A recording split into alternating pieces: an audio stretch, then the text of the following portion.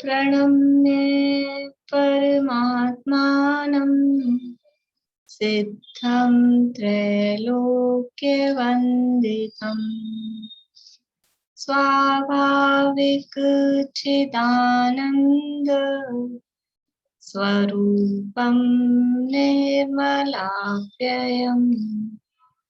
शुद्धजीवादिद्रव्याणां देशकं च जिनेश्वरम् द्रव्यसंग्रहसूत्राणां वृत्तिं वक्ष्ये समासतः। जीवमजीवमदव्यं जिनवरवसेन जीर्णनेत्थं देविन्दविन्दवन्दं वन्देतं सर्वदा शिरसा। कहे जीव अजीव जिनवर वृषभ ने लोक में वे वंद्य सुरपति वृंद से वंदन करूं कर जोड़।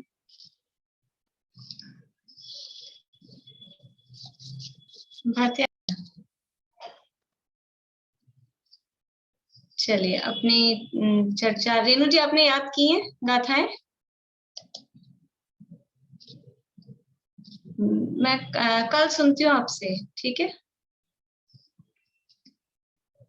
अभी अपनी 35वीं गाथा की चर्चा चल रही है। 35वीं गाथा का पाठ एक बार करते हैं। वद समिधि गुत्तियो धम्मानुपेहा परि सहजोय चारित्रं बहुभेया नायवा भाव संवर विशेषा।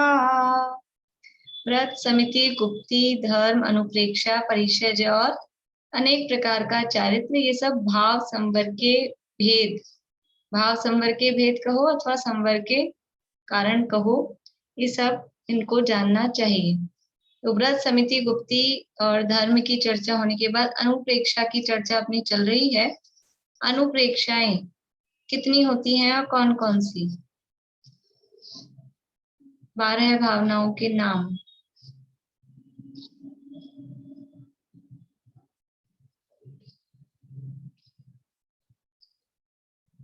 बोले नीलम भाभी। अनित्य, आचरण, संसार, एकत्व, अन्यत, अशुचि, आश्रव, संवर, निर्जरा, लोक, बोधि, दुर्लभ, धर्म। बढ़िया। इनमें से हमारी चर्चा चल रही है लोक भावना के संदर्भ में, और लोक भावना में लोक के भौगोलिक स्वरूप का विस्तार से वर्णन यहाँ पर ब्रह्मदेव सूरी। ब्रह्मदेव सूरी कौन है? जिन्होंने बृहद द्रव्य संग्रह ग्रंथ की टीका लिखी है। टीका का मतलब है उसका डिस्क्रिप्शन, विस्तार लिखा है। मूल ग्रंथ किन्होंने लिखा है? मूल ग्रंथ लिखा है नेमी चंद सिद्धांती देव, और उसकी व्याख्या उन्होंने लिखी केवल 2-2 लाइन की गाथाएं, 58 गाथाएं, 58, यानी कि केवल 116 लाइनें उन्होंने तो इतनी लिखी है, और बाकी सारा जो विस्तार है वो सब लिखा है ब्रह्मदेव सूरी ने। तो ये ब्रह्मदेव सूरी पूरे 3 लोक की यहाँ भौगोलिक स्वरूप का वर्णन विस्तार से कर रहे हैं। हमने लोक के सामान्य स्वरूप का और त्रसनाली का ये वर्णन हमने देखा था, और उसके बाद में कल अधोलोक का भी वर्णन हमने देखा था। लोक का क्षेत्रफल कहें, घनफल कहें, लोक का घनफल या क्षेत्रफल कितना है? क्षेत्रफल यद्यपि सही शब्द घनफल ही है, लेकिन हमारे को क्षेत्रफल थोड़ा बोलचाल में इजी लगता है, वो सरल लगता है, इसलिए क्षेत्रफल वर्ड बोलते हैं। बोलिए मीता भाभी। 345 घन राजू। 345 बोलिए, आप फिगर बोलिए। 345 का ध्यान है। 347 घन राजू। 343 है, 345 है, 347 है, क्या है समझ नहीं आ रहा। 347 शायद। 347 ठीक है। वर्षा भाभी 343 घनराजू। आप लोग वैसे ही बोलिए, वो 43 45 47 सब एक से लग रहे हैं। 343 घनराजू। 343 शिमला भाभी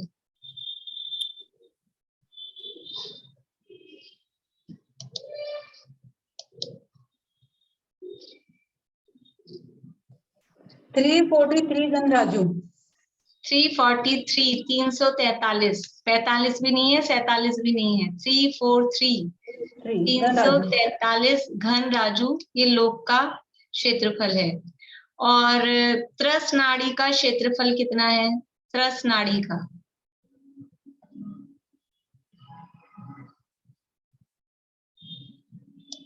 नीलम भाभी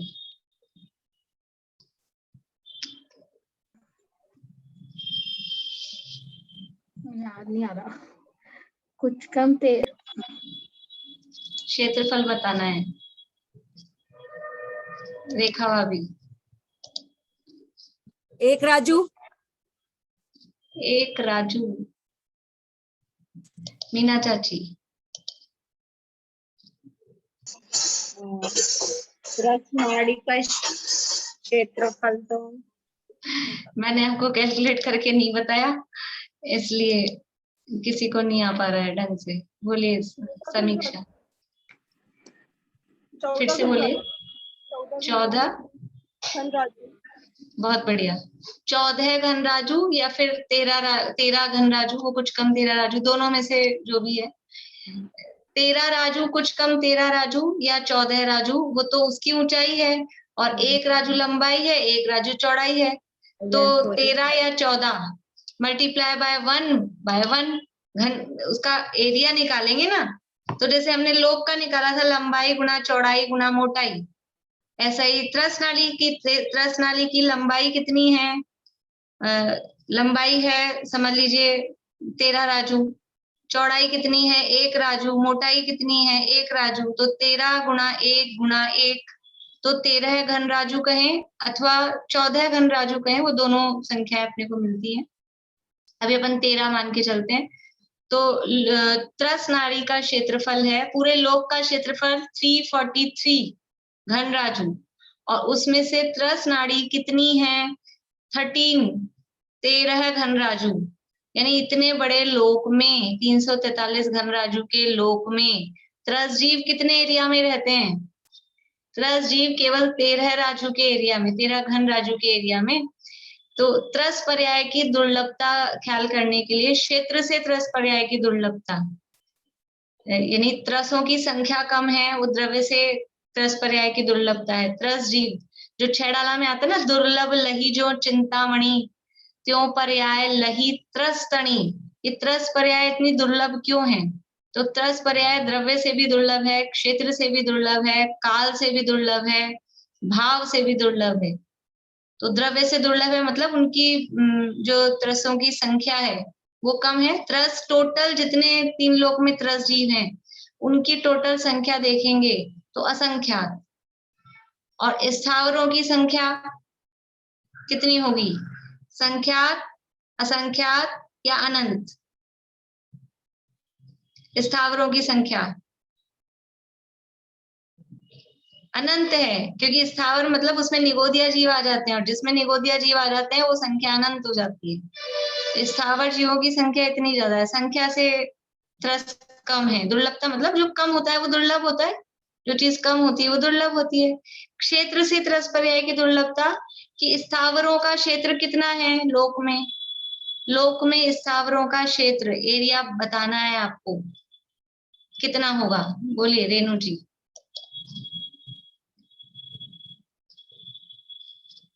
पूरा लोक ही है। हाँ मतलब कितना हुआ, संख्या बताइए।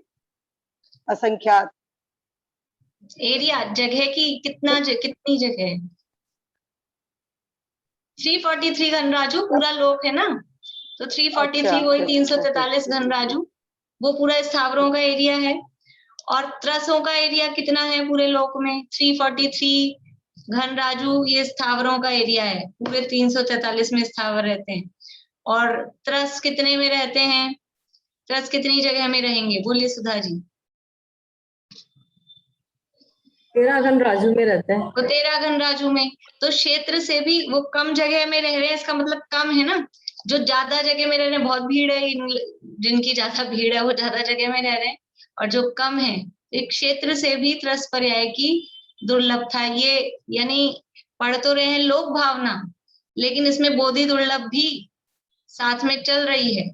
इससे हम दुर्लभता भी अपने मनुष्य, ये तो अभी त्रसों की दुर्लभता है, फिर त्रस में भी मनुष्य पर्याय तो और दुर्लभ है, तो दुर्लभता इससे हम ख्याल में ले सकते हैं। ऐसे ही काल से त्रस पर्याय की दुर्लभता कैसे है? त्रस पर्याय में रहने का अधिकतम काल कितना? कोई जीव त्रस बना, त्रस तो समझ में आता है ना सबको, 2 इंद्रिय से ऊपर, 2 इंद्रिय, 3 इंद्रिय, 4 इंद्रिय, पंचेंद्रिय त्रस कहलाते हैं। तो कोई जीव त्रस बना तो मैक्सिमम कितने टाइम तक त्रस ही त्रस बनता रहेगा? मैक्सिमम कितना टाइम है? बोलिए विनीता जी। 2000 सागर जी। हाँ, मैक्सिमम है साधिक 2000 सागर, बस उतने टाइम के लिए वो कंटिन्यू बनता रहे, एक के बाद एक मरा फिर बना, तो त्रस ही त्रस बनता रहे, तो मैक्सिमम है साधिक 2000 सागर। और कोई जीव स्थावर बने, केंद्रीय बने, तो उसका मैक्सिमम टाइम कितना है? स्थावर स्थावर बनता रहे, कितना टाइम है? बोलिए मीना चाची। असंख्यात कल्पकाल, कल्प मात्र, असंख्यात कल्पकाल। असंख्यात। ठीक है। और कोई? बोलो प्रीति। अनंत काल। अनंत काल तो सामान्य जवाब हो गया, ये तो भाई कुछ भी नहीं है तो बोल, ऐसा जवाब देना है। मोक्षा प्रकाशक में पढ़ा है अपन ने, दूसरे अधिकार में। असंख्यात पुद्गल परावर्तन। हाँ, असंख्यात पुद्गल परावर्तन। मीना चाची वो थोड़ा उसके निकट पास तो आई थी। अगर एकेंद्रियों में रहने का उत्कृष्ट काल असंख्यात पुद्गल परावर्तन, वो जो असंख्यात कल्प काल है वो केवल स्थावरों में रहने का, पृथ्वी जल अग्नि वायु में रहने का, वो असंख्यात कल्प काल है। लेकिन एक इंद्रिय में रहे, मतलब निगोद में जाए फिर वापस आ जाए पृथ्वी जल अग्नि वायु में, फिर निगोद में चल जाए फिर पृथ्वी जल अग्नि वायु में, तो ऐसा असंख्यात पुद्गल परावर्तन, मतलब है तो अनंत काल, जवाब तो वही था अनंत काल सामान्य में, लेकिन अनंत कितना कि असंख्यात पुद्गल परावर्तन काल वो स्थावरों में एक इंद्रिय में रहने का है, और त्रस में रहने का काल तो साधिक 2000 सागर, वो उसके सामने कितना सा टाइम है। तो काल से भी मनुष्य पर्याय की मनुष्य नहीं सॉरी त्रस पर्याय की दुर्लभता है। अगर एक इंद्रिय में मान के चले गए तो जरूरी थोड़ा कि उतना काल रहना ही पड़ेगा, हमारी आयु कम भी तो हो सकती है। उत्कृष्ट काल बताया। नहीं तो जगन्य कितनी है? जगन्य तो अंतर्मूर्त है। जगन्य मतलब ये त्रस, जरूरी नहीं कि हम निगोद में गए तो तुरंत नहीं निकल सकते हैं ना। हाँ, जगन्य काल त्रस पर्याय का भी अंतर्मूर्त है और एक इंद्रिय का भी अंतर्मूर्त है, लेकिन उत्कृष्ट पर्याय की बात कर रहे हैं, उत्कृष्ट काल की बात कर रहे हैं, ज्यादा से ज्यादा रहे तो। और भाव से दुर्लभ कैसे है त्रस पर्याय? भाव से दुर्लभ का मतलब कि त्रस बनने योग्य भाव होना, वही अपने आप में दुर्लभ है। एक इंद्रिय स्थावर होने योग्य भाव वो सुलभ है तभी तो बन जाते हैं जल्दी जल्दी, तभी तो इतनी भीड़ है वहां पर। त्रस बनने योग्य भाव वो अत्यंत दुर्लभ है, तो इसलिए भाव से भी ये त्रस पर्याय की दुर्लभता है। तो द्रव्य क्षेत्र काल भाव से ये त्रस पर्याय अत्यंत दुर्लभ है। ये लोक का क्षेत्रफल और त्रस नाड़ी का क्षेत्रफल है तो गणित, लेकिन उस गणित को पढ़कर भी हम किस तरह से वैराग्य अथवा संवेग भाव पुष्ट कर सकते हैं, क्योंकि लोगों को ऐसा लगता है चर्चा रूखी रूखी सी है, 3 लोग की चर्चा है, गणित की विषय चल रहा है। कुछ लोगों को तो इंटरेस्ट आता है, कुछ लोगों को लगता है कि अध्यात्म तो कुछ है ही नहीं, लेकिन अध्यात्म पूरी जिनवाणी में हर जगह है, पर विचार करें, निकालें तो निकलता है।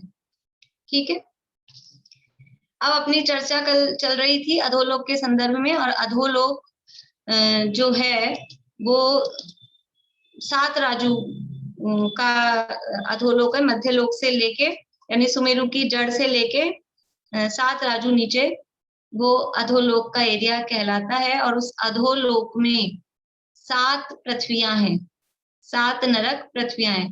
पूरे लोक में टोटल कितनी पृथ्वियां हैं? पूरे लोक में 8, पूरे विश्व में 8 पृथ्वियां हैं, और उनमें से 7 पृथ्वियां वो अधोलोक में हैं, और एक के नीचे एक के बाद एक, वो पहली सबसे ऊपर, उसके बाद दूसरी, तीसरी, चौथी, इस तरह से 7 पृथ्वियां अधोलोक में हैं। उन पृथ्वियों के नाम बताएंगे कोई? बोलिए भारती आंटी, कुछ पूछना? ये आप कह रही है ना नीचे 7 राज्य में, तो वो जो कलकल भूमि वाला एक राज्य में वो उसी में आ जाता है क्या? जैसे अपने 13 7 राज्यों में अधोलोक है, तो कलकल भूमि भी अधोलोक में ही है। और अधोलोक में नरक पृथ्वी है, वो कलकल भूमि नरक नहीं है, लेकिन अधोलोक में तो है। तो अधोलोक 7 राज्यों में है, तो वो 7 राज्यों में आएगा।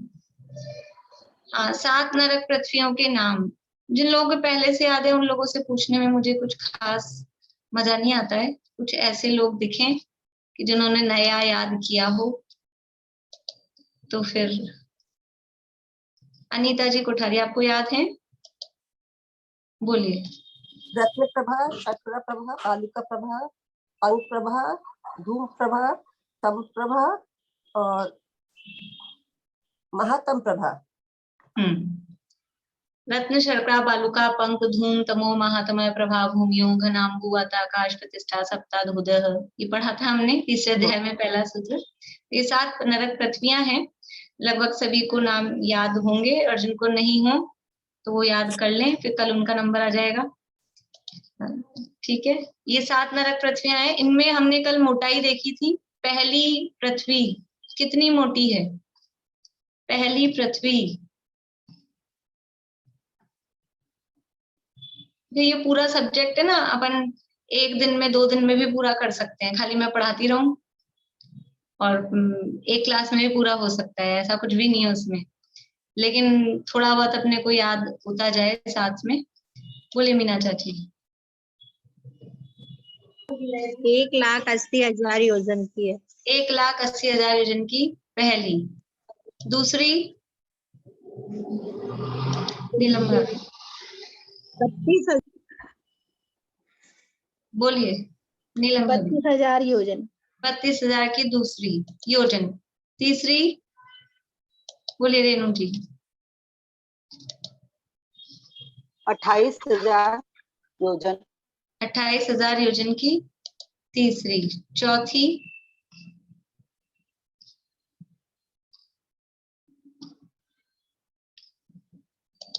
बोलिए सुधा जी। 24,000 की चौथी। इसके बाद में पांचवी रजनी जी।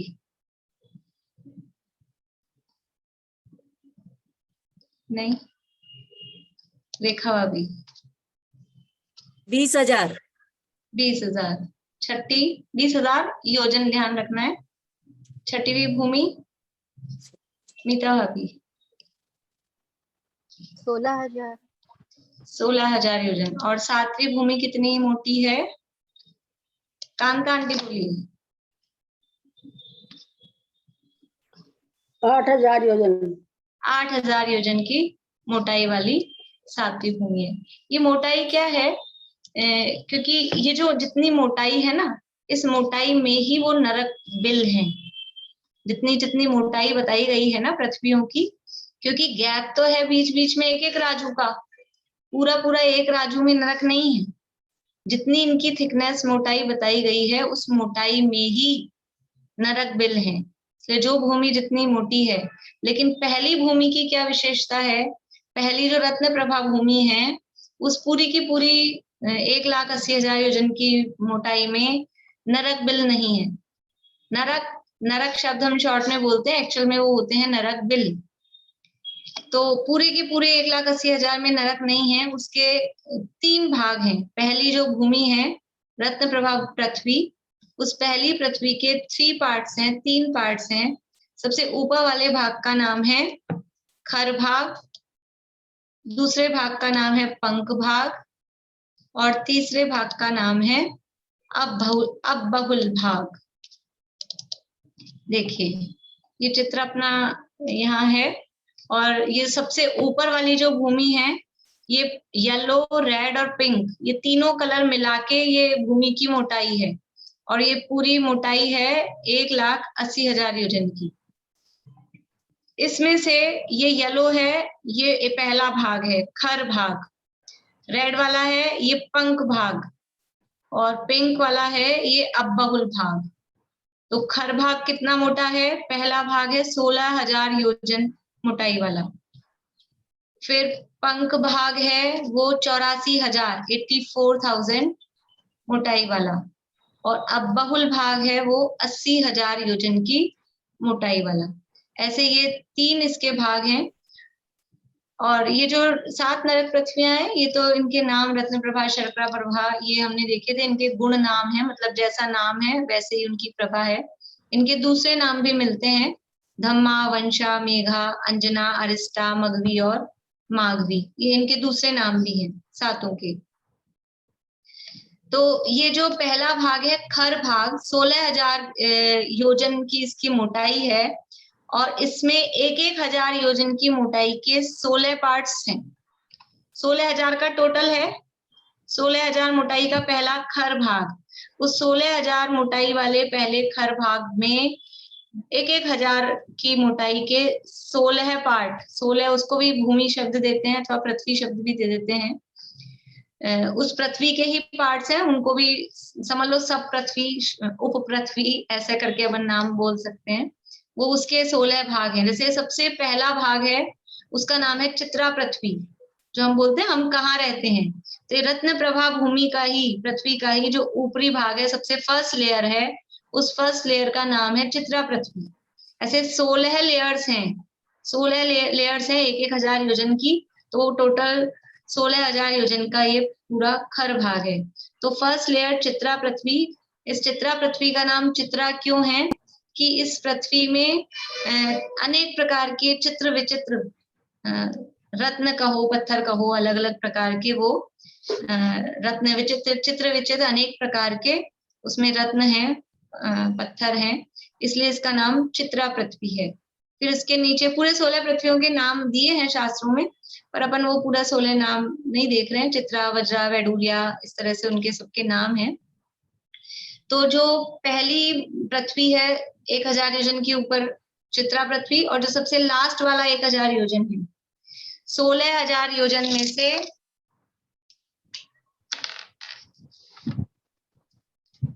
देखिए, समझ लीजिए ये 16,000 योजन की मोटाई है, उसमें से ये 1,000 योजन दिख रहा है आप लोगों को, और ये नीचे का 1,000, ये ऊपर का 1,000 योजन, ये चित्रा पृथ्वी, और ये लास्ट का 1,000 योजन। ये दोनों छोड़े, ऊपर का 1,000 छोड़ा, नीचे का 1,000 छोड़ा, बीच में कितने बच गया? 14,000 योजन। ये बीच के 14,000 योजन में कौन रहते हैं? भवनवासी और व्यंतर देव। भवनवासी और व्यंतर देव यहाँ रहते हैं। कौन कौन से भवनवासी? कि भवनवासी देव होते हैं 10 प्रकार के। तो उन 10 प्रकार के भवनवासियों में से असुर कुमार को छोड़ के बाकी के 9 प्रकार के भवनवासी, असुर कुमार को छोड़ के 9 प्रकार के भवनवासी, और 8 प्रकार के व्यंतर होते हैं, उनमें से राक्षस को छोड़ के 7 प्रकार के व्यंतर, 7 प्रकार के व्यंतर, 9 प्रकार के भवनवासी, वो इस पहला खर भाग में रहते हैं। लेकिन खर भाग 16,000 योजन मोटा है, उसमें से ऊपर का 1,000, नीचे का 1,000 छोड़ के बीच के 14,000 वाला एरिया में उनके रहने के भवन, आवास, वो उसमें बने हुए हैं। ठीक है, समझ में आई ये बात आपको कि यहाँ बीच में इसमें यहाँ पर व्यंतर और भवनवासी रहते हैं। अब है जो दूसरी पृथ्वी, पहली खर भाग है, दूसरा भाग पृथ्वी नहीं, जो दूसरा भाग है पंख भाग। ये जो रेड कलर से यहाँ दिखाया है पंख भाग, ये कितना मोटा है? इसकी मोटाई है 84,000, 84,000 योजन की इसकी मोटाई है। इसमें भी ऊपर का 1,000 योजन छोड़ा, नीचे का 1,000 योजन छोड़ा, तो कितना बच गया बीच का? 82, जो बीच का 82 बचा है पंख भाग में, उसमें कौन रहते हैं कि ये एक प्रकार के जो रह गए थे भवनवासी, यानी असुर कुमार नाम के भवनवासी और राक्षस नाम के व्यंतर, वो यहाँ पर जो बीच का एरिया है पंख भाग में, वो यहाँ पर रहते हैं।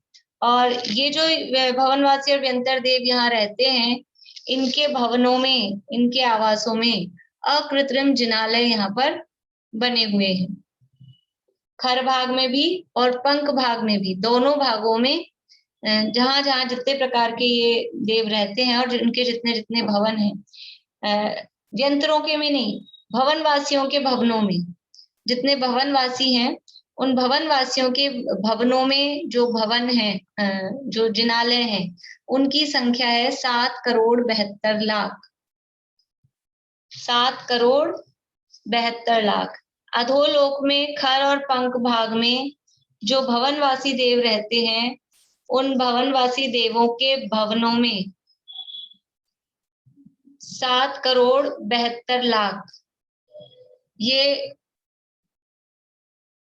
7,72,00,000 अकृत्रिम जिनालय भवनवासी के भवनों में है। और व्यंतरों के रहने के स्थान बहुत सारे हैं, उसमें असंख्यात व्यंतरों के जो रहने के स्थान हैं, उसमें असंख्यात अकृत्रिम जिनालय टोटल मिला के होते हैं। बोलिए आंटी। 1,000 योजन क्यों छोड़ा दोनों में? वो एकदम ही, वो जैसे थोड़ी सी ऊपर की नीचे की जगह तो छोड़ेंगे ना, वरना पूरे में ही फिर वो एक दूसरे से टच हो जाएंगे, या ऐसा होगा ना। नीचे जो भी है वात वालेयों का आधार है, और जैसे चित्रा पृथ्वी का 1,000 योजन है, तो वहां तो सारे जो मध्य लोक के जितने भी पर्वत हैं, समुद्र हैं, उनकी नींव है, उनके पाताल हैं, वो उस 1,000 योजन में, चित्रा पृथ्वी में ही है। सुमेरु की नींव है, वो 1,000 योजन तक है, तो वो तो छोड़ना ही पड़ेगा, नींव वहां से वो चालू हो जाएगा। इसी तरह से सब में ही ऐसा है। एक्चुअल में इसमें क्यों अपना लगाने का वो नहीं है, ये तो रचना ऐसी है। वास्तव में तो क्यों अपना चलेगा नहीं, ऐसी रचना है, वो बताई गई है कि ऊपर नीचे 1,000 छोड़ा है। लेकिन थोड़ा सा अपन सोचें तो थोड़ी थोड़ी जगह ऊपर नीचे की छोड़ के बीच में ही रहता है ना, एकदम से बीच में बात वाले वगैरह तो कुछ नहीं है ना, वो तो सीधी सीधी है। बात वाले नहीं है, लेकिन वो थोड़ी थोड़ी ऊपर नीचे की जगह छोड़ के बीच में रहते हैं। ऐसा जैसे अपन भी अपना मकान बनाते हैं तो भले ही जमीन से टच करके, लेकिन इतना सा हल्की सी ऊंचाई वो तो देते हैं, इतनी सी, वो ऐसा मतलब थोड़ी सी जगह छोड़ के उस टाइप से वो बना है। बाकी ये रचना ही ऐसी है, इसलिए इसमें अपना ज्यादा तर्क नहीं चलेगा क्यों और क्या।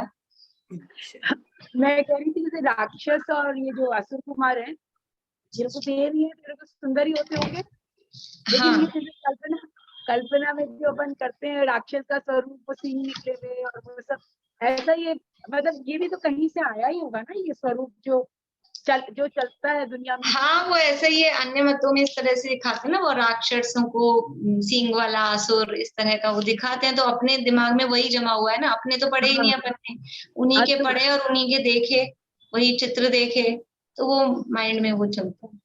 और तो राक्षस सुनते ही सुंदर का कभी वो आता ही नहीं किसी के माइंड में। बोलिए रश्मि जी। ये जो अपने 7,72,00,000 चैत्यालय बताए, वो खर भाग और पंख भाग दोनों को मिला, खर और पंख में मिला के, और खाली मतलब भवनवासी देवों के। और जो ये खर भाग पंख भाग में भी दोनों ही रहते हैं ना, व्यंतरवासी और भवनवासी दोनों। हाँ, व्यंतर और भवनवासी दोनों रहते हैं, लेकिन व्यंतरों के में बहुत हैं, मतलब उनकी संख्या नहीं है। व्यंतरों की संख्या मतलब असंख्यात शब्द आता है। व्यंतरों के कितने हैं कृत्रिम जिनालय? असंख्यात। ज्योतिष देवों के कितने हैं? असंख्यात।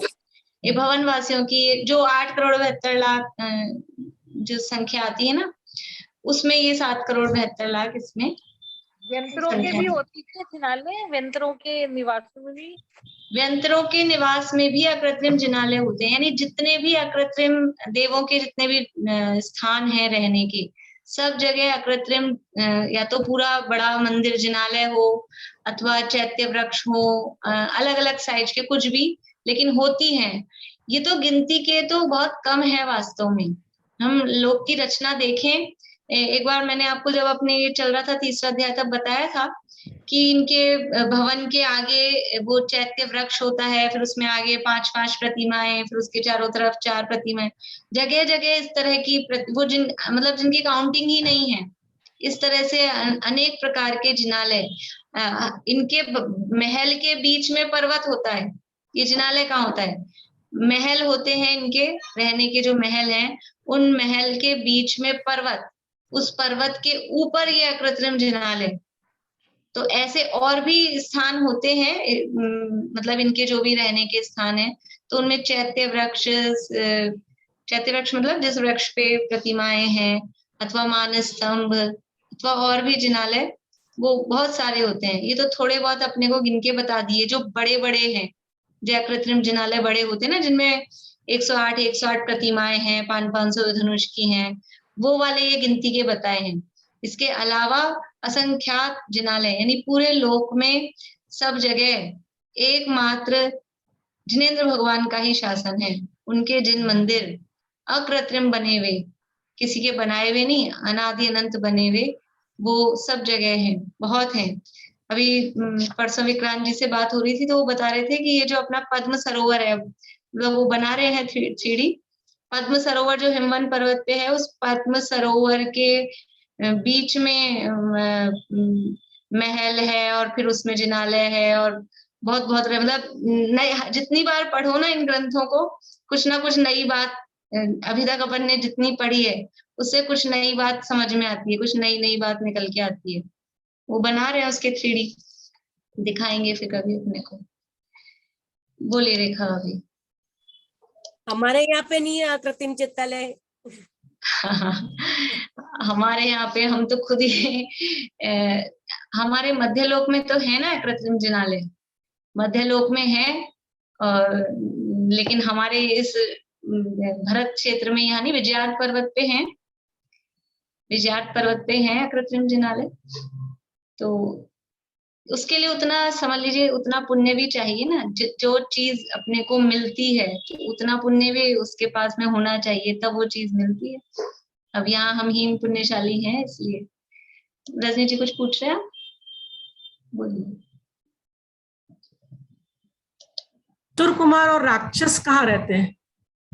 जो असुर कुमार और राक्षस ये पंख भाग में, पंख भाग में, पंख भाग में।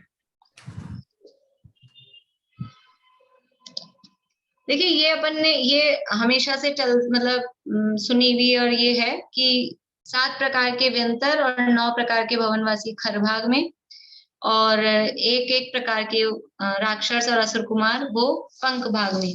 लेकिन दूसरे ग्रंथों में कुछ और प्रमाण भी मिलते हैं कि व्यंतरों में केवल जो ये हैं अपने राक्षस, वो राक्षस ही अधोलोक में रहते हैं, बाकी के सारे व्यंतर वो मध्यलोक में ही रहते हैं, ऐसा भी कथन मिलता है। लेकिन वो कम प्रचलित है, यही ज्यादा प्रचलित है, इसलिए अपन इसी को मुख्य रूप से मान के चलते हैं।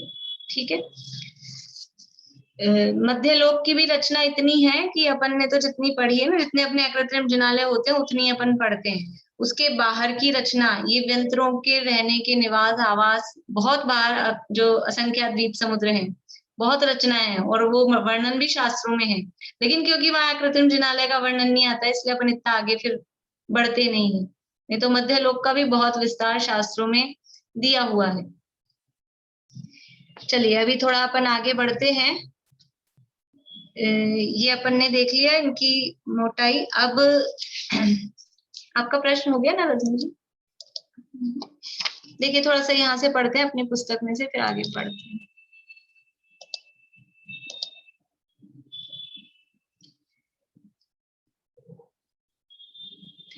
अधो भाग में, ये पेज नंबर है रद्रव्य संग्रह में 132, उसकी लास्ट लाइन। अधोभाग में सुमेरु पर्वत को आधारभूत रत्न प्रभा नामक प्रथम पृथ्वी है। उस रत्न प्रभा पृथ्वी के नीचे नीचे एक राजू प्रमाण आकाश में क्रम पूर्वक शर्करा प्रभा, बालुका प्रभा, एक नहीं, नीचे नीचे एक एक राजू प्रमाण, एक एक राजू प्रमाण आकाश में क्रम पूर्वक शर्करा प्रभा, बालुका प्रभा, पंख प्रभा, धूम प्रभा, तम प्रभा और महातम प्रभा नामक 6 भूमियां हैं। 6 भूमियां हैं। और भूमियां कितनी थी टोटल? फिर 7वीं कहाँ गई?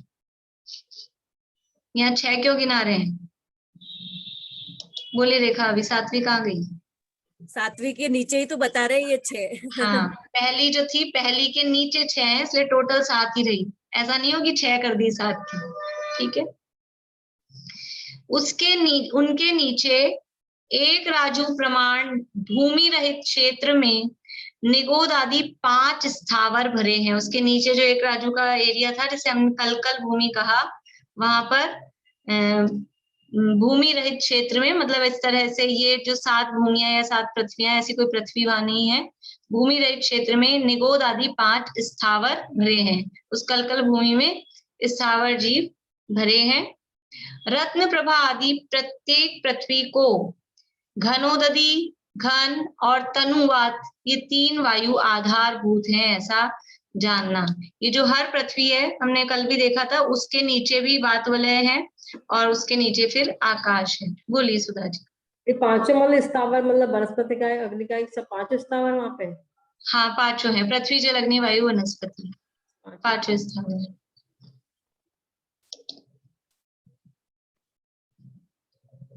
घनोदधि, घन और तनु, ये 3 वायु आधारभूत है, ऐसा जानना।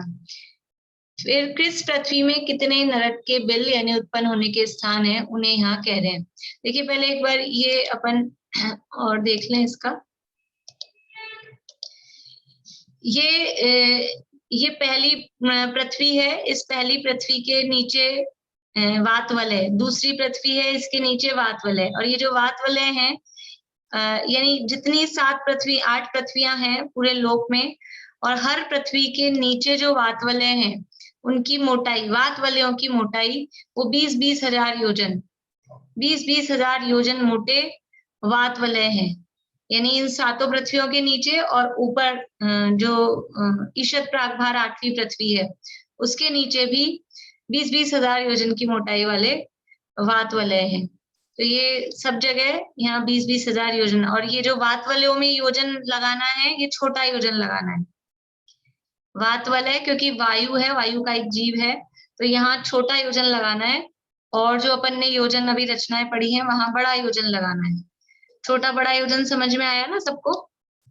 छोटा योजन कल तो बताया था। छोटा योजन कितना है, बड़ा योजन कितना है? बोली रेणु जी।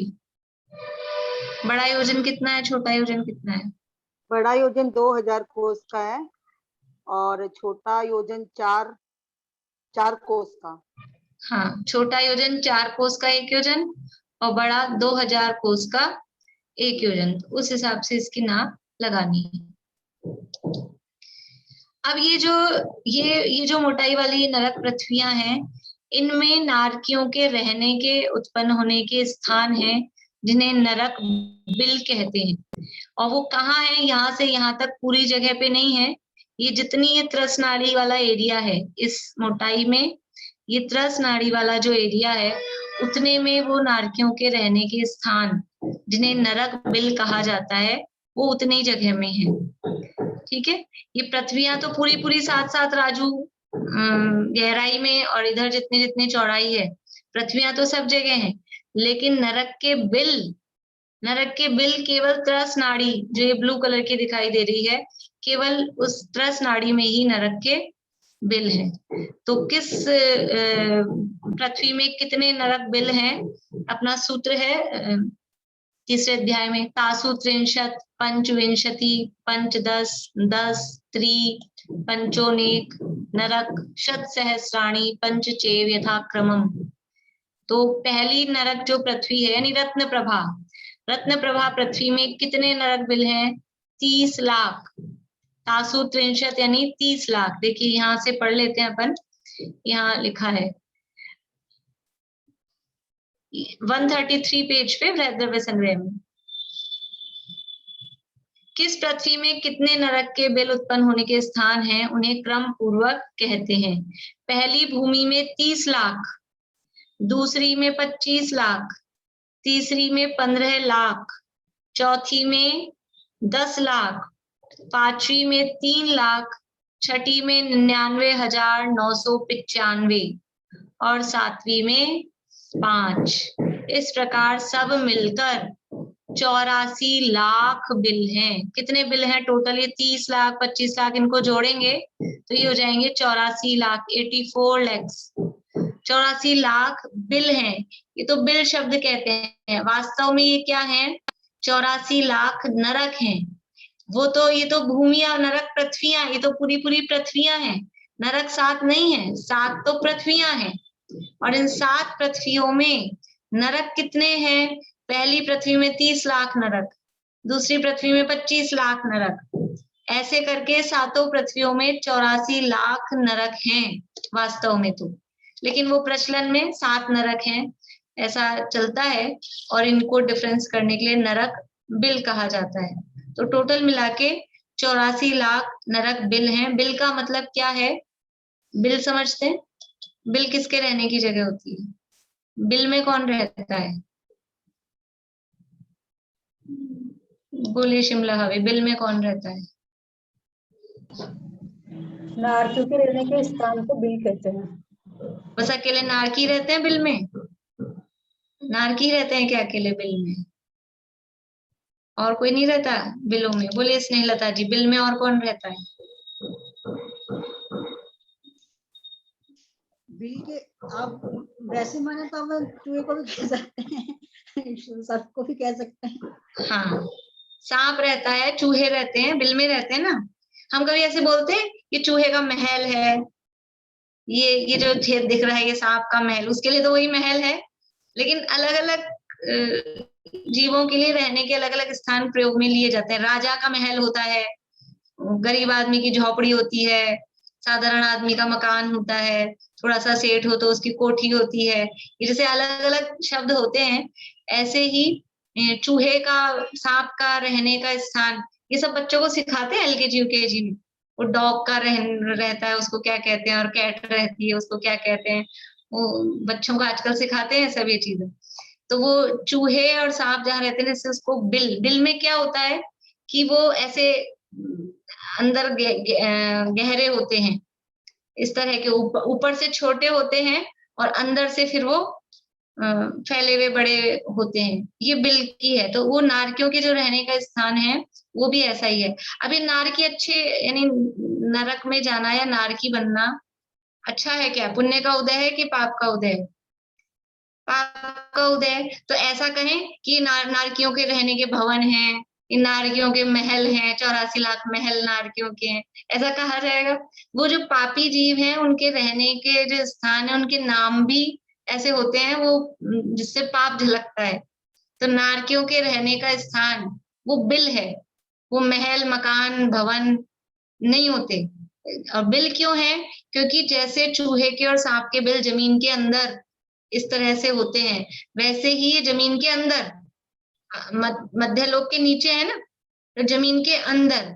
और कैसे होते हैं कि जैसे बिल ऊपर से नीचे, हमें ऊपर तो फ्लैट सरफेस दिखती है, उसके नीचे अंदर जाके जमीन में गड्ढा करके बनाते हैं, वैसे ही ये इस तरह से बने होते हैं। जैसे समझ लीजिए अपने यहाँ छत पे सीलिंग पे मटका लगाया जाए, या जमीन में नीचे मटका गाड़ दिया जाए, तो वो ऊपर से मटके का छोटा सा गोला होगा और नीचे फिर वो फैला हुआ होगा। इसी तरह से ये इन पृथ्वियों के नीचे इस तरह से बिल बने हुए हैं। जैसे अपनी जमीन में हम मटका गाड़ें तो वो जैसी जो भी स्थिति बनेगी, जो भी चीज अपन, मटका तो गोल है, कोई चौकोर चीज लगा दो, डब्बा लगा दो, कोई तिकोनी चीज लगा दो, तो वो ऊपर से उसका छोटा मुंह और नीचे से वो फैला हुआ। ऐसे ही ये जमीन में मध्य लोक के नीचे और उन पृथ्वियों में नीचे ऐसे इस तरह से गड़े हुए टाइप से होते हैं, इसलिए इनको बिल कहते हैं। तो नारकी जहाँ रहते हैं वो बिल कहलाते हैं। नारकियों के रहने का स्थान नरक बिल कहलाता है।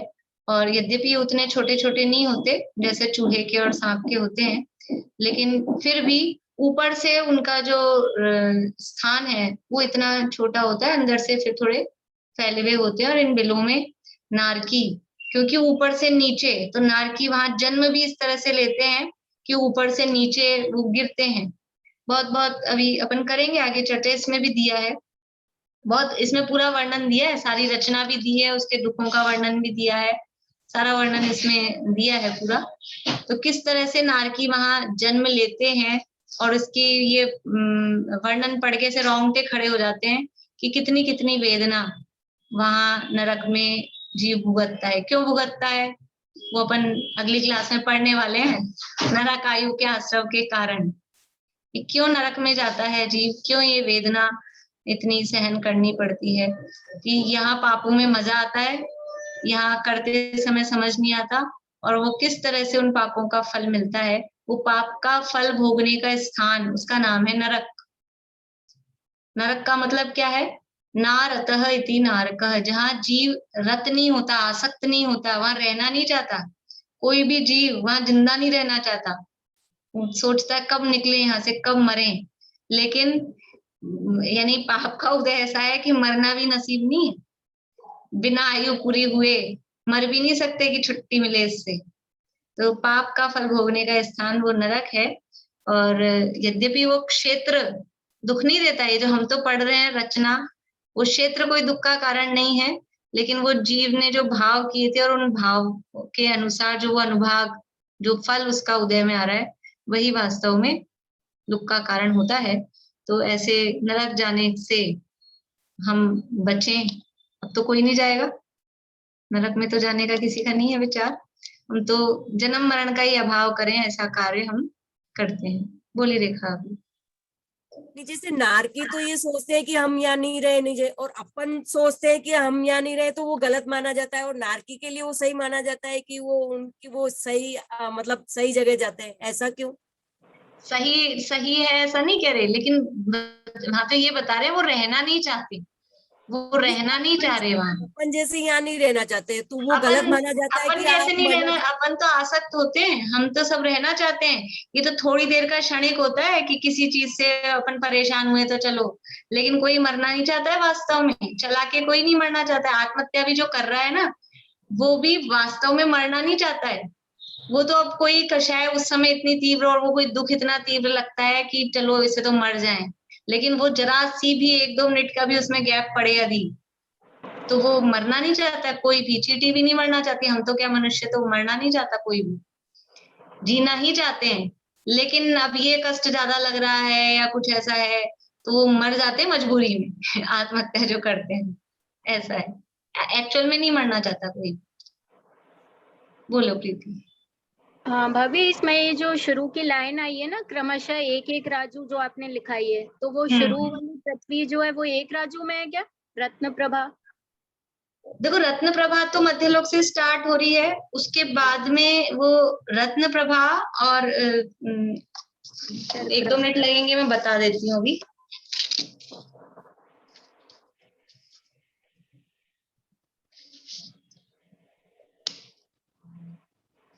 जैसे ये अपना अधोलोक, ये तो मध्यलोक आ गया है ना, ये मध्यलोक आ गया, तो रत्न प्रभा तो यही है।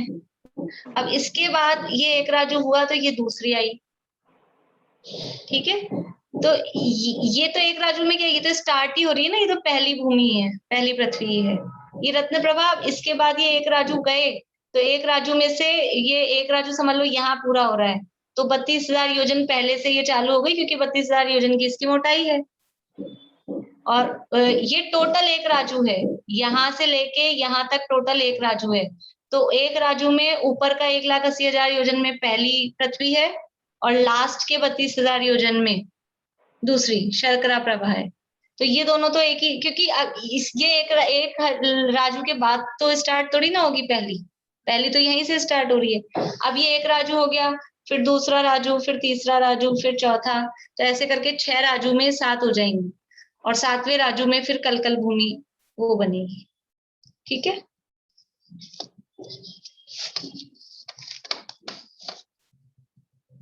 बोलिए। आप बोले थे ना जो खर भाग, पंख भाग और अब बहुल भाग है, तो 1,000 योजन छोड़ते हैं तो वो तो इसी में आएगा ना। 1,000 योजन की जो एरिया है वो छोड़ देते हैं ना। वो तो एरिया उसका खाभी तो मैं बाहर यानी मेन उसका बता रही हूँ। मेन जो पूरी है ना, पूरी रत्न प्रभा 1,80,000 योजन की, तो वो पूरी है तो इसी में ना, है तो रत्न प्रभा का ही हिस्सा ना। 1,000 छोड़ा, वो छोड़ा किसके लिए? उसमें देव नहीं रहते। छोड़ने का मतलब उसमें उनके भवन रहने के स्थान नहीं है।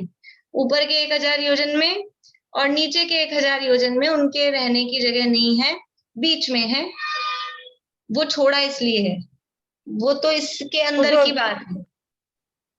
जो सरकरा है, सरकरा पृथ्वी है, तो उसके ऊपर भी तो फिर 1,000 खाली होगा हाँ, ना। इसमें भी तो वो छोड़ है तो उस पृथ्वी में ही। वो जो 1,000 योजन आप छोड़ने को कह रहे हैं, वो तो छोड़ा हमने इसलिए कि उसमें रहते नहीं है। यहाँ भी जो शर्करा प्रवाह में भी 1,000 योजन छोड़ेंगे, बिल बीच में है। ऊपर के सभी पृथ्वियों में 1,000 योजन ऊपर नीचे। सातवीं में थोड़ा सा अलग है संख्या, लेकिन आप कॉमन रूप से समझ लो। सभी पृथ्वी 32,000 योजन बोले ना सरकरा पृथ्वी।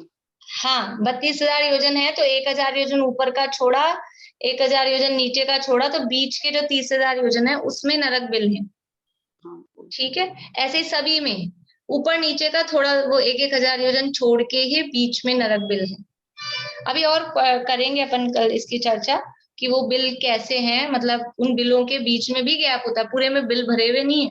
जितनी ये जगह है त्रसनाड़ी की, एक राजू की, उसमें पूरे में भी बिल नहीं भरे हैं। उसके भी बीच में एक बिल से दूसरे बिल में असंख्यात योजनों का अंतर बीच बीच में भी है। ऐसा है। अभी तक समय अपना बहुत हो गया, कल करेंगे अपन और चर्चा। अच्छा, एक बात और पूछी थी मुझे। जो बादर जीव है, एकेंद्रीय बादर और सूक्ष्म एकेंद्रीय, मतलब इसका थोड़ा सा मुझे समझना था। बादर एकेंद्रीय जीवों के बारे में थोड़ा सा क्या समझना था? जैसे बोलते ना कि बादर जीव बात वलय में भी रह सकते हैं, इस तरह कुछ, इसके बारे में थोड़ा सा डेफिनेशन। कल स्टार्टिंग में आप क्वेश्चन कर लेना। अभी इतना समय बहुत हो गया। जय श्री